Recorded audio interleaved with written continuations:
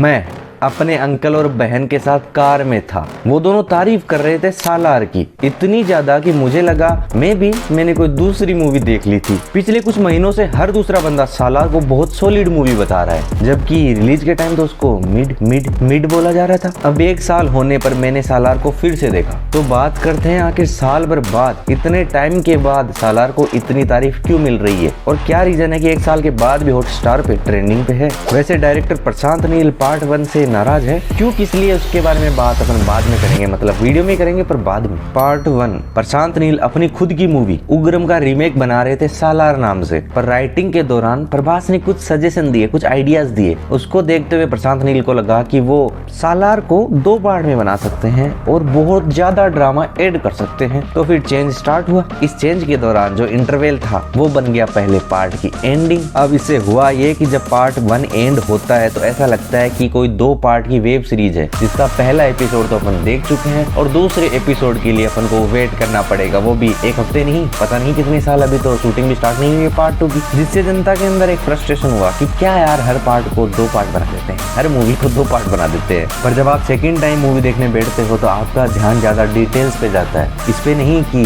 कहाँ पे क्या होने वाला है, क्योंकि कहानी के बारे में तो आपको पता है, कहाँ एंड होगी वो भी आपको पता है, कहाँ इंटरवल होगा आपको पता है, कहाँ पृथ्वीराज की एंट्री होगी आपको पता है, कहाँ प्रभास की एंट्री होगी आपको पता है। पर यहाँ पे तुम्हारा ध्यान जाएगा डिटेल्स पे कि प्रभास इतनी ज्यादा मिर्च क्यों खाते हैं। प्रभास है भाई, उनका तो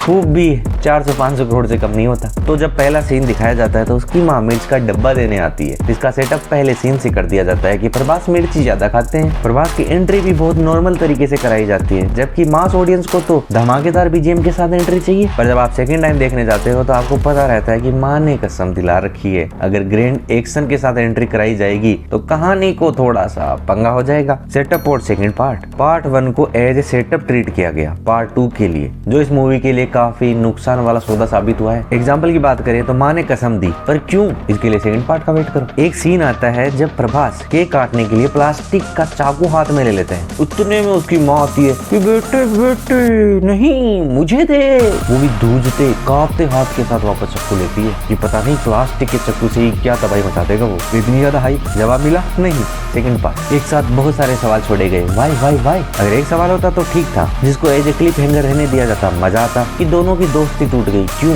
क्या हुआ कि दुश्मन बन गए। उन्होंने तो बोला कि नहीं सब कुछ सेकंड पार्ट में देखना है तुमको, मोहर बनाई, क्यों कब कैसे सेकंड पार्ट में बताएंगे। नॉर्मली जब पहली बार अपन किसी मूवी को देखते हैं तो काफी सारे सवाल अपन को पहले पार्ट में मतलब पहले हाफ में छोड़े जाते हैं कि इनके जवाब मूवी एंड होते होते आपको मिल जाएंगे। पर सालार के साथ ऐसा नहीं है। सालार के लिए आपको सेकंड पार्ट का वेट करना पड़ेगा, जहाँ पे आपके जो सवाल छोड़े गए थे, जो कि सवाल ही सवाल है, वो आपको सेकंड पार्ट में दिए जाएंगे। सेकंड हाफ में तो आपके लिए और ज्यादा इन्फॉर्मेशन डंप की जाएगी, जहाँ पे फैमिली ट्री का एक्सप्लेनेशन 5 मिनट में, जिससे मूवी बहुत ज्यादा रस्ट फील होती है। एंडिंग तो बिल्कुल असंतुष्टि वाली है, खत्म हो जाती है पता ही नहीं चलता। इन सब की वजह से मूवी का पहला जो इंप्रेशन है बहुत ज्यादा नेगेटिव हो जाता है। ऊपर से कंपटीशन भी डंकी के साथ हो रहा था, वो भी राजू हिरानी की मूवी, पर डंकी भी थोड़ी मिडी रह गई। मूवी से ज्यादा SRK वर्सेस प्रभास के नारे लग रहे थे, तो उस चक्कर में दोनों मूवीज की बात किसी ने करी नहीं। दोनों का बिजनेस बता रहे थे कि देखा लास्ट के 2 पिक्चरें हैं 1000 करोड़ की, ओहो तुमको पता ही नहीं 1000 करोड़ छिकाया प्रभास ने है, ओहो तेरे को पता नहीं सबसे बड़ा ग्लोबल स्टार SRK है। ये वाले पंगे चल रहे थे। मूवीज दोनों मिड थी, ढंग से देख पाए नहीं उनको। KGF connection, Prashanth Neel KGF 2 के बाद ये मूवी ला रहे थे। जनता ने खुद से ही अपने ही दिमाग से अपने ही नियम कायदे लगा के बोल दिया कि देख कलर ग्रेडिंग सेम है, KGF का पार्ट है। अभी मजाक कर रहे हैं अपन को, मूवी देखने जाएंगे तब पता चल जाएगा। देख वो गाड़ी देखने को मिली ना, उसका नंबर भी सेम था KGF के अंदर, तो सेम है, एक ही पार्ट है। नहीं पता डायरेक्टर को, नहीं पता हमको पता है। अब ये वाली उम्मीद लेकर भी अपन थिएटर गए थे, KGF के director plus Prabhas plus Rocky भाई का केमियो, उम्मीद प्लस उम्मीद प्लस उम्मीद प्लस बहुत सारी उम्मीद, ऑलवेज बराबर टू।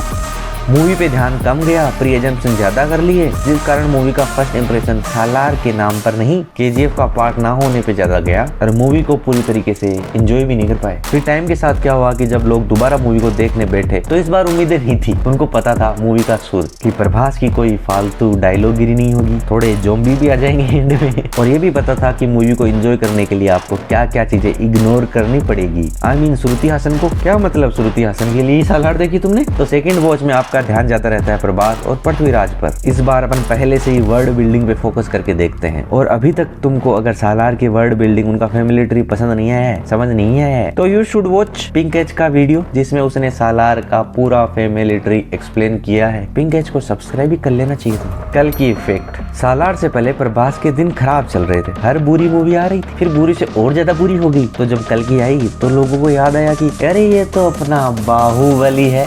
तो फिर से उन्होंने सालार देखी, और जब उन्होंने सालार देखी तो उनको समझ आया कि सालार की रीवॉचेबिलिटी कल की से ज्यादा अच्छी है। ऐसा क्यों हुआ? क्योंकि कल का पहला हाफ ओनली तेलुगु ऑडियंस के लिए बनाया गया था। प्रशांत नील जी की बात कर लेते हैं कि वो सालार पार्ट 1 से नाराज क्यों है। तो सर जी ने उग्रम का रीमेक इसलिए बनाया कि वो चाह रहे थे कि ज्यादा से ज्यादा ऑडियंस को थिएटर में बुला पाए और बहुत बड़े स्केल पे वो अपनी उग्रम की कहानी को फिर से बता पाए। और उन्होंने ये भी बोला है कि जो उग्रम में उन्होंने रीजन दिया था कि क्यों दो दोस्त दुश्मन बन गए, उसका रीजन वो चेंज कर देंगे। आप अपना सारा दिमाग लगा लो, पर वो आपको सरप्राइज करेंगे। उनका पार्ट 1 से नाराज होने का रीजन था कि वो उतना ज्यादा ऑडियंस को मजा नहीं दिला पाए जितना वो दिलाना चाह रहे थे। How happy are you with what Salar did in that aspect of filling up the cinema halls? I'm not completely happy yet. बाकी उन्होंने बोला है कि वो पार्ट 2 में आग लगाएंगे। वैसे सभी बोलते हैं कि हमारी नेक्स्ट मूवी कमाल होगी, अपने माल को कौन बुरा बताता है। मेरी वाली तो अलग है।